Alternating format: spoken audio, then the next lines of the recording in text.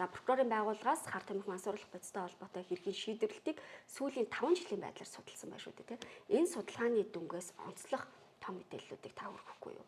Улсын ерөнхий прокурорын газраас эрүүгийн хуулийн тусгай ангизаас 27 дугаар зүйл 28, 29, 20 буюу сэтгэгс нөлөөтийн бодис мансууруулах бодисын хууль бус хэрэгэлтэй холбоотой хэрэгүүдийн шүүх ороор шийдвэрлсэн нийт хэрэг за мөн шүүгдэгч нарын байдлыг бол сүүлийн 5 жилийн байдлаар ингээд судаллаа.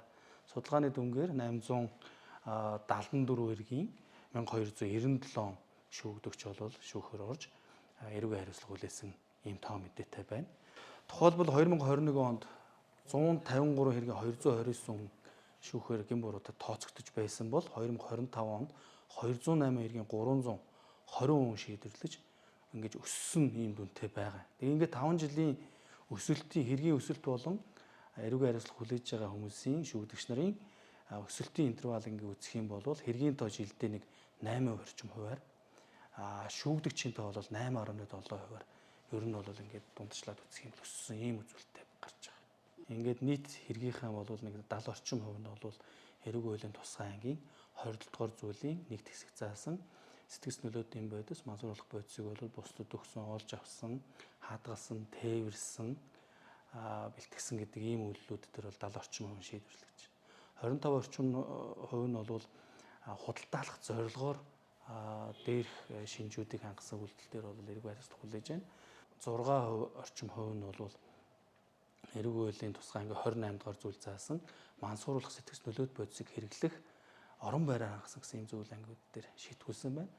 За онцгой тохиолдол буюу энэ мансууруулах сэтгэгс нөлөөт бодисыг завьсан гэсэн 29 дугаар зүйл заасан гэмтрэг дээр нэг хүн 20 дугаар зүйл заасан мансууруулах бодисын төрлийн түүхийдийг бол тариалсан гэдэг зүйл анги дээр бол нэг хэргийн нэг шүүгдэгч бол шийдвэрлэгдсэн ийм дүнтэй байна.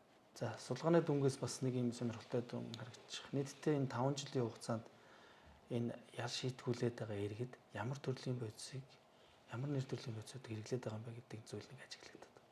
Тэгэхээр эндээс харахаар 22 төрлийн бодис орж ирсэн байна. За энэ дээр мэдээж байгалийн болон нийлэг үйлдвэрлэлийн аргаар хийсэн гэдэг юм бодисод. Энэ 22-оос 5 төрлийн бодис нь бол сүүлийн шинээр Монгол улс нэвтрээ орж ирсэн.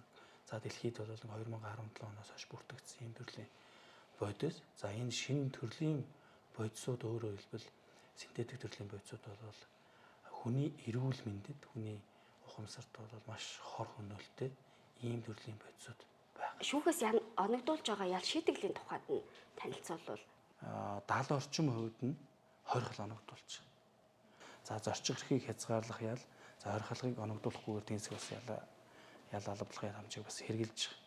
За 3 шүүгдэгчийн хувьд бол эрүүгийн хариуцлага оногдуулсан шүүхийн шийдэх тогтоолыг бол хойшлуулж шийдвэрсэн юм шийдвэр байна.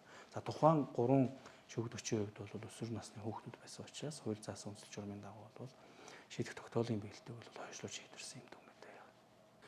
33 хүн бол давтам энэ гэмтрэгт холбогдож ял шийтгэл эдэлсэн байгаа. Тэгээ эндээс нь харах юм бол зарим нь бол 2 байна. Бүр 4 удаа энэ гэмтрийг шийдгүүлж байгаа ийм тохиолдол хүртэл судалгааны дүнгээс гарсан байж байгаа. Энэ төрлийн бодис буюу мансууруулах бодисын төрөл бол донцсон сэтгцийн өөрчлөлтөө бол 59 шүүгдэгч бол ер нь дүгнэлтэн дээр бас туссан байгаа. Тэгэхээр хар тамхи мансууруулах бодистой холбоотой хэргийг үйлдэж байгаа энэ шүүгдэгч нарын хувьд насны байдлын хувьд, боловсролын байдлын хувьд ер нь ямар байгаа юм бэ? Шүүгээр шийдвэрлэгдэж байгаа шүүгдэгч нарын байдлыг судлаад, нас боловсролоор судлаад үзэхээр нэлээд харамсалтай тоо мэдээ бол гарч байгаа. За үүнд бол нийт эрүүгийн хариуцлага хүлээсэн шүүгдэгч нарын 69% нь бол 15-аас 30 орчим насны залуучууд байна. 24% нь бол 30-аас 40 насны залуучууд байна. 40-оос 50 насны хооронд бол 5 орчим хувьтай. За ингээд 50-аас дээш нас нь бол 1% ийм дүн мэдээтэй гарсан байж байгаа. Хар тамхи мансууруулах бодистой холбоотой энэ гэмт хэрэгээс урьдчилан сэргийлэхийн тулд прокурорын байгууллага болон хууль хэлтийн байгууллагууд хэрхэн ажиллаж байгаа юм?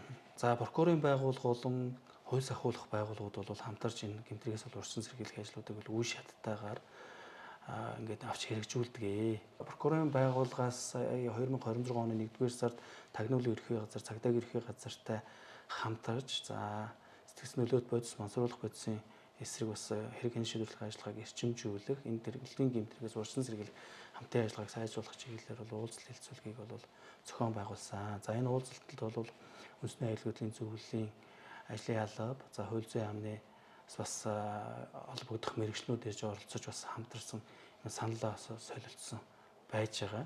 За энэ хэлэлцүүлгийн өрөөр бол бас энэ хэрэг хэн шийдвэрлэх ажиллагаанд хуулийг нэгмөр хэрэгжүүлэх чиглэлээр бол зөвлөмж мэдээлэл гаргаж бол бас үйл ажиллагаанд бол хэрэгжүүлээд ингээд явж байна.